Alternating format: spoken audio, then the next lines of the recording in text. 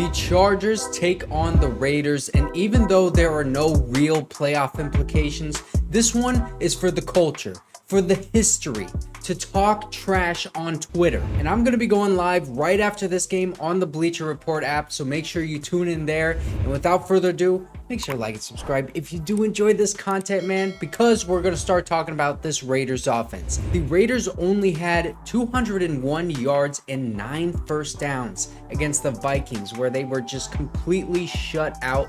They did not score a single point. Aidan O'Connell has been inconsistent this year for the Raiders, and Antonio Pierce, the Raiders' new head coach now after Josh McDaniels was fired, did not confirm whether or not Jimmy Garoppolo will go back to starting or if they keep Aidan O'Connell out there.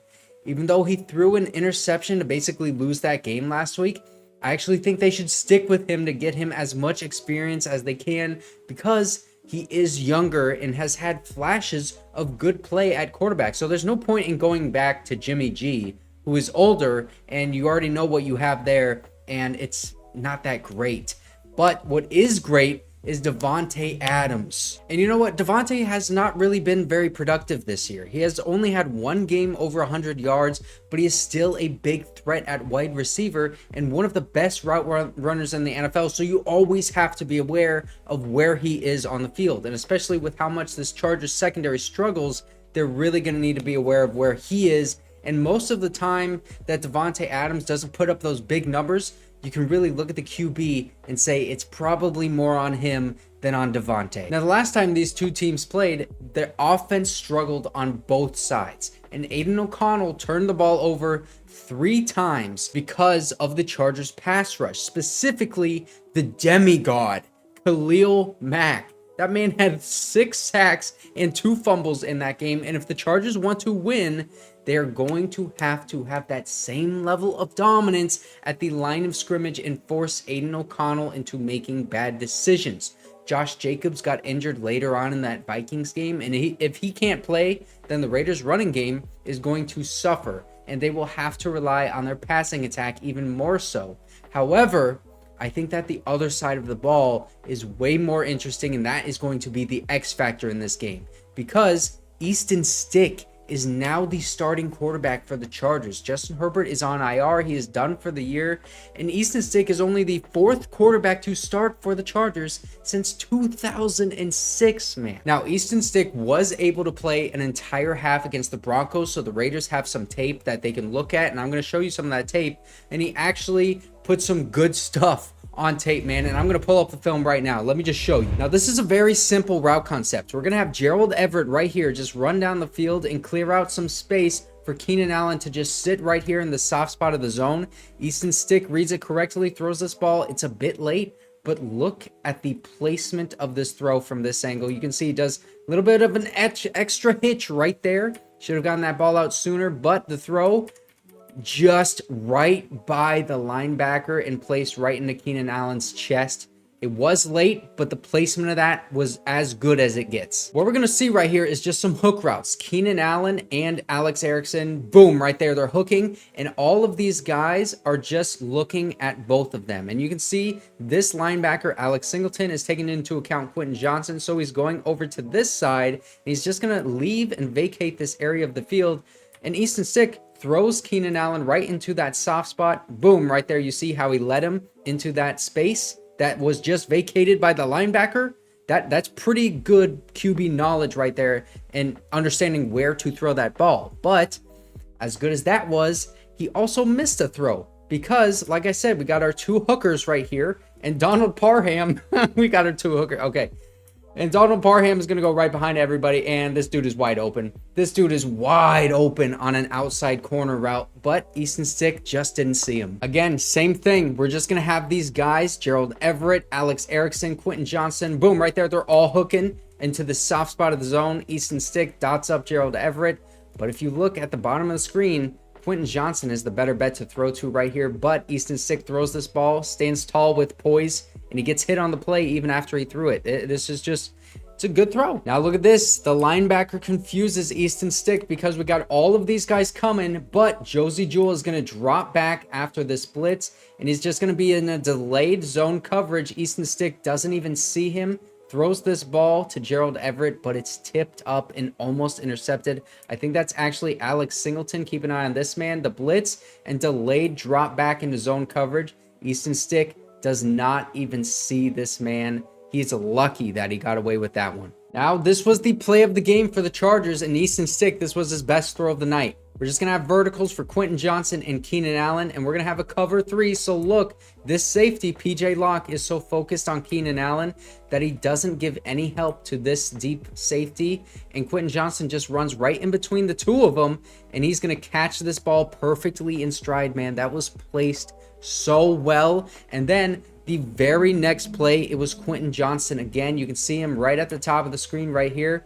This safety rather, goes way deep, and this linebacker goes for the running back. It creates this entire vacant space for Quentin Johnston on that slant. He catches the ball in stride again. It's a good throw, a good catch, and now we're in a goal-to-go situation. And one of the ways that the Raiders can beat Easton Stick is blitz him like this, bring all of this pressure because he's looking at his one read at the top of the screen. It's not there, it's not open, and he just can't get off of it. So he decides to just try to throw this ball early, and he gets sacked and fumbled. That is a ball sack right there for Justin Simmons. And then on this play, we're going to see the same thing. Easton Stick is getting pressured at the top of the screen right now, and he's looking downfield right here for his first read, and he never gets off of it. And you can see he's sacked and fumbled.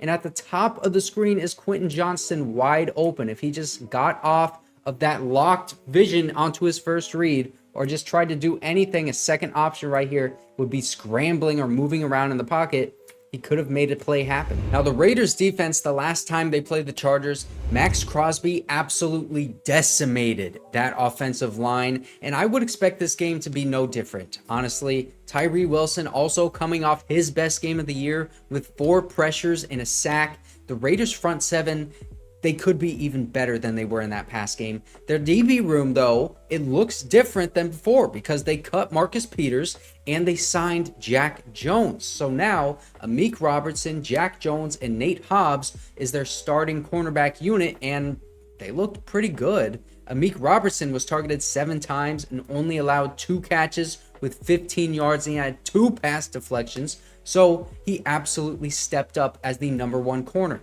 If the Raiders want to win this game, they're going to have to pressure Easton Stick, like I just showed you, with those delayed blitzes and some disguised blitzes to try and confuse him while also playing tight coverage to not allow any easy windows for him to throw to. Now, that sounds like a big task, but let me show you a little bit of the Raiders defense right now. Now, we saw a lot of hook routes and we saw a lot of curls for the Chargers with Easton Stick, and this is Justin Jefferson running this curl right on the first down marker, and you can see Jack Jones is all over this with the anticipation, but that ball goes right through his hands. It should have been an interception. Now we're going to see a stunt move by the Raiders. Chargers have struggled with this all year. We're going to take this linebacker and we're going to have Tyree Wilson crash the guard on the inside, and we're going to pull this man all the way to the opposite B gap, and this guard sees it, tries to pick him up late, gets pushed around by Tyree Wilson, and he's able to take on Josh Dobbs and bring him down for the sack. One reason the Chargers rushing offense doesn't have a lot of success is because they pull a lot of guards and tackles to the opposite side as a lead blocker. Look at how Maxx Crosby takes on this pulling guard, just swipes him away, and gets right into the face of the running back and just basically engulfs him for a tackle for loss. I mean, Maxx Crosby, man, as good as Khalil Mack is, I think Maxx Crosby is right up there for being that good. Now, like I said, man, the hooks, the curls, that short stuff, the stuff underneath, the Raiders are going to be all over it. Look at Marcus Epps, looking at the receiver, TJ Hawkinson, now looking at the eyes of the quarterback, reads it perfectly and jumps that ball. This is another one that probably should have resulted in a turnover. Maxx Crosby, man, on this right side of the line of scrimmage, he's just going to engage with the tackle, and now he's going to dip that arm, and he's going to get right by him just like instantaneously, man. Maxx Crosby, he makes it look so easy. And this is what makes me nervous as a Chargers fan. I don't think there's going to be anything easy in terms of the passing game. Another curl route, and now it's Amik Robertson reading it perfectly and getting there before the ball gets there. That's a bang play, able to break it up. There's not going to be any easy yardage for Easton Stick in this game. In the last game, the Chargers rarely doubled or put a tight end to chip for Maxx Crosby, and they're going to have to do it. Look at how he's tossing around this grown human being like he's a water buffalo trying to get some meat. This dude he just plays like he's a wild animal. He's tossing around grown 300-pound men like this. Look, he's making him look like a rag doll. I would absolutely not want this man lined up one-on-one with Trey Pipkins. Now, the Chargers have had issues with communication on who to block on the line, and also with those A-gap blitzes, keeping your head on a swivel. Robert Spillane times this one perfectly. No one is there to block him. The center he's a little bit too late, and Robert Spillane just gets an uncontested sack on this play. If I'm the Chargers, I'm looking at this and I'm saying, we need to keep our head on a swivel if we're interior offensive linemen, and we also need to be able to call out who is the mic and who might be blitzing on the play. All right, here we go with another Maxx Crosby highlight, man. I could have made this whole video a highlight video for him. He's just going to do a stunt move towards the inside. The tight end is all the way blocking in front, but he's going to get there before the running back can even do anything. A tackle for loss. This dude is so good. He's really, really good. So let me know who you guys think is going to win this game. It should be a really interesting one to see what Easton Stick does against this Raiders defense. Also, if you did not see my video yesterday, you can click right here. It's the Chargers offense against the Broncos defense. It was not pretty if you're a Chargers fan.